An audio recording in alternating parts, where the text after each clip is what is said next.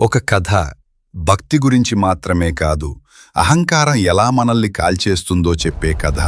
ఈ కథలో రాజు కన్నా ముఖ్యమైన పాత్ర ఒక రాక్షసి. ఆమె పేరు హోలిక. హోలిక రాక్షసరాజు హిరణ్యకశిపుడికి సోదరి. ఆమె సాధించిన వరం సాధారణమైనది కాదు. అగ్నిలో కూర్చున్నా కాలిపోని వరం. ఈ వరమే ఆమె గర్వానికి మూలం. నేను అగ్నినే జయించాను అన్న అహంకారం ఆమె మనసును నింపేసింది. కాలక్రమేణా ఆ వరం రక్షణ కాదు, ఆమె పతనానికి కారణమైంది. హిరణ్యకశిపుడు తన కుమారుడు ప్రహ్లాదుడు విష్ణుభక్తుడిగా మారడాన్ని సహించలేకపోయాడు. ఇన్ని ప్రయత్నాలు చేసినా ప్రహ్లాదుడు చావలేదు. అప్పుడు హిరణ్యకశిపుడు తన సోదరిని పిలిచాడు. హోలిక, నీ వరం ఎప్పుడూ పనిచేస్తుంది. అగ్నిలో కూర్చో, నీ ఒడిలో ప్రహ్లాదుడిని పెట్టు.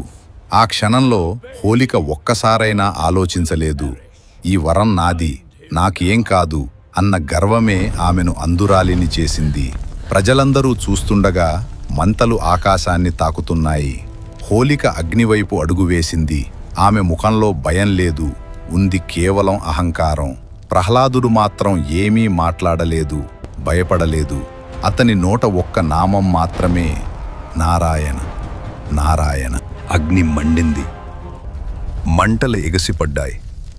అప్పుడు ఒక అద్భుతం జరిగింది. హోలిక శరీరం మండిపోయింది. వరం పనిచేయలేదు. ఎందుకంటే ఆ వరం రక్షణ కోసం, కానీ ఆమె దాన్ని హింస కోసం వాడింది. వరాన్ని దుర్వినియోగం చేస్తే అది శాపమవుతుంది. ప్రహ్లాదుణ్ణి మాత్రం అగ్ని తాకలేదు. ఆ రోజు కాలిపోయింది కేవలం హోలిక కాదు, అహంకారం కాలిపోయింది, అధర్మం కాలిపోయింది, వరం దుర్వినియోగం కాలిపోయింది. అందుకే ప్రతి సంవత్సరం మనం హోలిక దహనం చేస్తాం. ఇది ఒక పండుగ కాదు మాత్రమే, ఇది ఒక సందేశం. నేను తప్పు చెయ్యను అన్న గర్వం కాలిపోవాలి. నా శక్తి ఎప్పుడూ నాతోనే ఉంటుంది అన్న అహంకారం కాలిపోవాలి.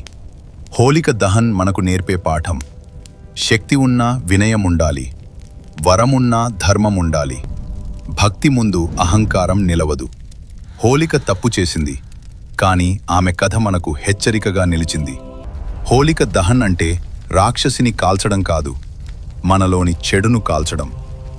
ఈ కథ మీకు నచ్చితే లైక్ చేయండి, షేర్ చేయండి, ఛానల్ను సబ్స్క్రైబ్ చేయండి.